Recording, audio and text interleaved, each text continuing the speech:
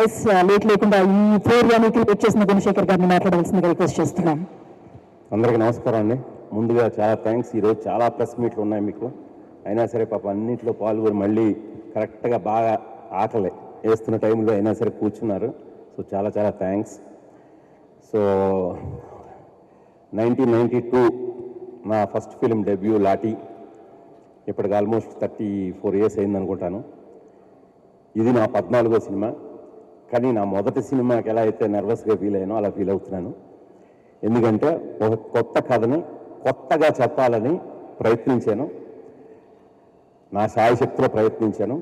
ఖచ్చితంగా దాన్ని మీరు ఆదరిస్తారని, నేను ఎలా ఫీల్ అయ్యి ఒక ఎమోషనల్గా తీశానో అంతే ఎమోషన్ మీకు కూడా కలగజేస్తానని గట్టిగా నమ్ముతున్నాను.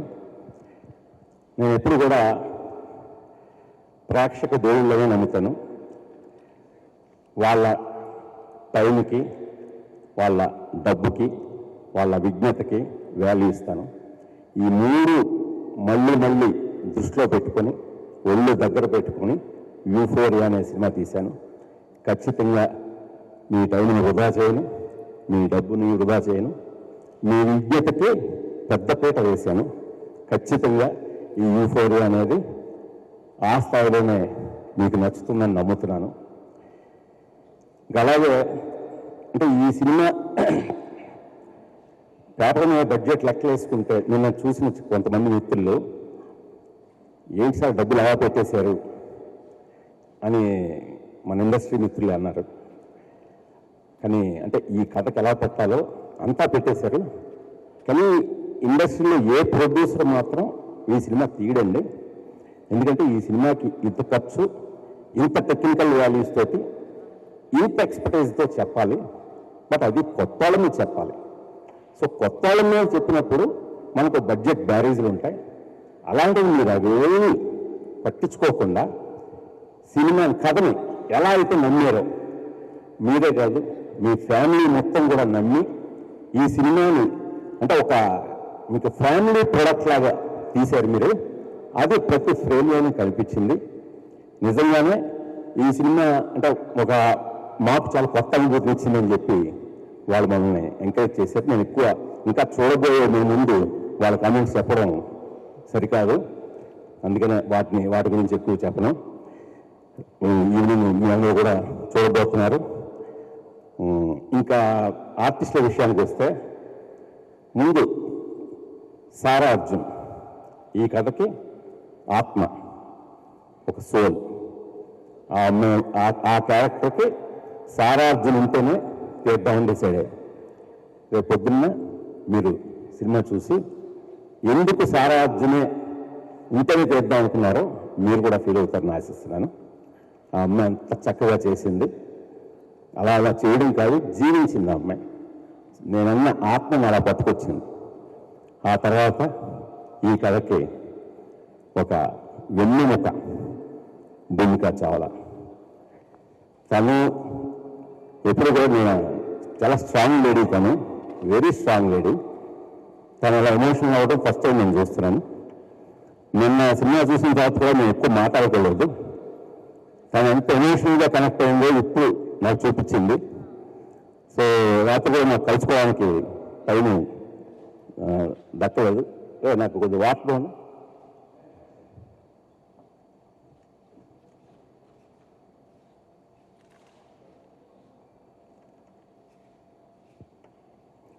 అంటే ఈ కథని భూమికా చావ్లా అనే ఆర్టిస్ట్ కాదండి, ఒక వింధ్యా వేణుగోపాల్ అనే పాత్రలో జీవించింది ఆవిడ.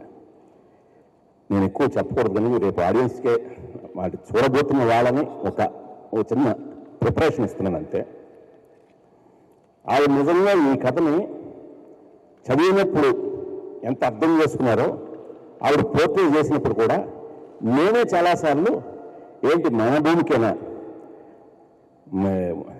23 ఏళ్ల క్రితం ఒక్కడే స్వప్నైనా ఈ రోజున ఇంత మెచ్యూర్డ్గా, ఇంత ఒక వింధ్యా క్యారెక్టర్లో, అంటే వెరీ కాంప్లెక్స్డ్ క్యారెక్టర్ అండి.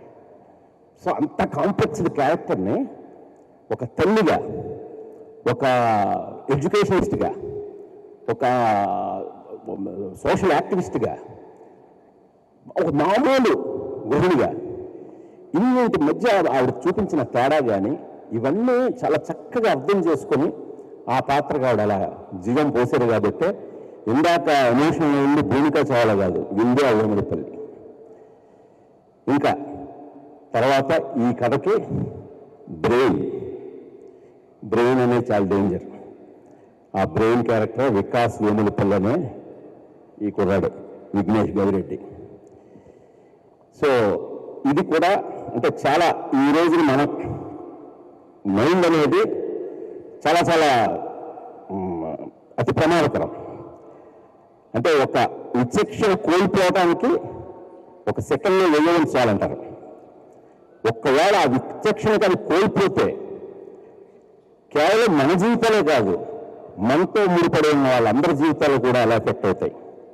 ఎలాంటి పర్యావసనాలు ఎదుర్కొంటారు అనేది నేను కొంతమంది మన దర్శక మిత్రులు కొందరు చూశారు, మన రైటర్స్ చూశారు. సార్ సినిమా చూస్తే భయమేస్తుంది సార్ అన్నారు. అదేం సార్ ఒక హారర్ సినిమా అయితే తీయలేదు కదా నేను ఏ4 వేయాలి భయమేస్తుంది కానీ.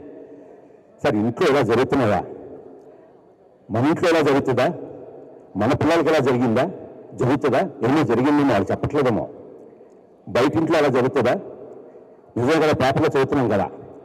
సినిమా అంతా మొదటి ఫ్రేమ్ నుంచి ఎండ్ ఫ్రేమ్ వరకు భయపడుతూనే చూసాం సార్. అంటే ఈ రోజున కాంటెంపరీ ఇష్యూస్ని అలా రిఫ్లెక్ట్ చేసినట్టుగా ఉంది అని చెప్పి వాళ్ళందరూ, సారీ మీకు ఎక్కువ వాళ్ళ కామెంట్లు చెప్పేస్తున్నాను, మీరు చూడబోయే ముందు మిమ్మల్ని ఇన్ఫ్లుయెన్స్ చేయడం నాకు ఏమాత్రం ఇష్టం లేదు.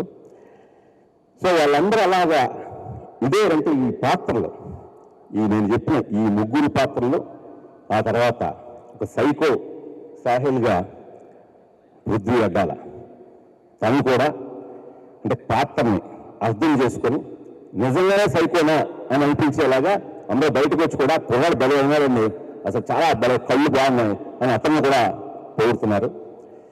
ఆ తర్వాత లిఖిత అమృత అనే క్యారెక్టర్ ప్లే చేసిన తను. సో తను కూడా కరెక్ట్గా పాత్రకి ఒక విలేజ్ నుంచి వచ్చి సిటీలో, మనం ఇప్పుడు చాలామందిని చూస్తుంటాం, విలేజ్లో బాగా చదువుకొని సిటీకి వచ్చిన తర్వాత సిటీ వాళ్ళకి ఏమి ఇచ్చింది, సిటీ నుండి వాళ్ళని తీసుకున్నారు. ఇలాగా కొన్ని పాత్రలు స్పాయిల్డ్ కిడ్స్ అండి. అంటే ఈ సిటీ ప్రభావం అంటే ఈ కథలో హైదరాబాద్ సిటీ కూడా ఒక నేపథ్యం మాత్రమే కాదు, ఒక పాత్ర కూడా. అంటే ఈ మెట్రోపాలిటన్ సిటీలో ఈ కల్చర్లో ఈ సిటీ మనల్ని పెడితే చాలా ఉన్నత స్థాయిలో పెడుతుంది, అలాంటి ఆపర్చునిటీస్ ఇస్తుంది, అవకాశాలు ఇస్తుంది. అలాగే చెడిపోవడానికి కూడా అన్ని అవకాశాలు చూపిస్తుంది, దారి చూపిస్తుంది. మనం దారి ఎటు తీసుకున్నామనే దాన్ని బట్టే మన మనుగడ ఆధారపడి ఉంటుంది. సో అలాంటి డిఫరెంట్ క్యారెక్టర్స్ని తల్లి కొడుకుల బంధం మెయిన్గా తీసుకొని ఈ క్యారెక్టర్లన్నీ కూడా నేను నరేట్ చేయడం జరిగిందండి. నేను ముందుగా ఇంతకుముందు చెప్తున్నట్టుగానే ఈ 3 పాయింట్స్ని అడాలసెన్స్, పేరెంటింగ్, సోషల్ ఇంపాక్ట్, వీటిని ఎక్కడా కూడా ఇప్పుడు నేను మాట్లాడిన ఇప్పటివరకు మాటల్లో కూడా అమ్మో నిమిషాలు ఏదో చాలా భారంగా చెప్తున్నాడు, చాలా డెప్త్తో వెళ్ళిపోయాడము, ఏమి కాదండి. మామూలు వ్యక్తిగా ఎలాగైతే నేను సొసైటీని చూస్తున్నానో, ఈ సొసైటీని ఎలా అయితే చూశానో అదే సొసైటీని చాలా మామూలు స్థాయిలోనే చెప్పాను. ఎక్కడ నా మేధస్సు ఉపయోగించాలని ఎక్కడ ప్రయత్నించలేదు, మెసేజ్లు ఇవ్వాలని అస్సలు ప్రయత్నించలేదు. మీకు కనబడుతుంది, మీకు దాంట్లో మీరు తీసుకుంటే సముద్రాంత లోతు కనిపిస్తుంది. నేను మాత్రం ఒక లోతైన కథను చెప్పేస్తున్నాను, ఎక్కడా కూడా ప్రయత్నించలేదు. సో అలాంటి ఒక నేపథ్యంలో యూఫోరియా అనేది మీ అందరూ కూడా తెలుగు టైటిల్ పెట్టినందుకు క్షమించాలి. బట్ యూఫోరియాని ఎందుకు పెట్టాను అనేది రేపు మీకు సినిమా చూసిన తర్వాత తెలుస్తుంది. ఈ కథకి ఈ టైటిల్ కరెక్ట్ అని కూడా అందరూ అంటారు. కొన్ని సంఘటనలు అంటే నిజ జీవితంలో జరిగిన కొన్ని సంఘటనలను ఇన్స్పిరేషన్గా తీసుకున్నానండి. ఇది పూర్తిగా వాటిని బేస్ చేసుకొని చేసింది కాదు. ఎందుకంటే కొన్ని సంఘటనలు తీసుకుంటే అలాంటి సంఘటనలు చాలా జరిగాయి సొసైటీలో. అందువల్ల ఈ ఏ ఒక్క సంఘటనలో ఆధారం చేసి తీసింది అయితే కాదు, అది కూడా నేను వివరణ ఇస్తున్నాను మీకు. ఇంకా టెక్నీషియన్స్, దీనికి ఒక ఫోటోగ్రఫీ ప్రవీణ్ కే పోతనని ఒక కొత్త అతన్ని ఇంట్రడ్యూస్ చేశాను. అంటే కొత్త లెన్స్ తోటి నన్ను నేను కొత్తగా ప్రజెంట్ చేసుకోవాలనుకున్నాను. ఈ కథ డిమాండ్ మేరకు కూడా ఈ కథని వెరీ ఒక new age kind of story telling ఉండాలి.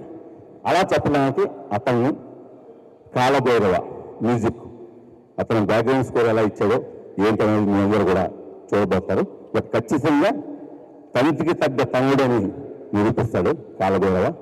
ఇంకా ప్రవీణ్ పోటీ కానీ ఇంకా మిగతా టెక్నీషియన్లందరూ కూడా వాళ్ళ ప్రాణం పెట్టి సినిమా చేశారు. వాళ్ళందరూ ఎక్స్పర్టీస్. ఎప్పుడు కూడా నా సినిమాల్లో నా ఒక్కరికే పేరు రాదు, నా టెక్నీషియన్స్ అందరికీ పేరు వస్తుంది.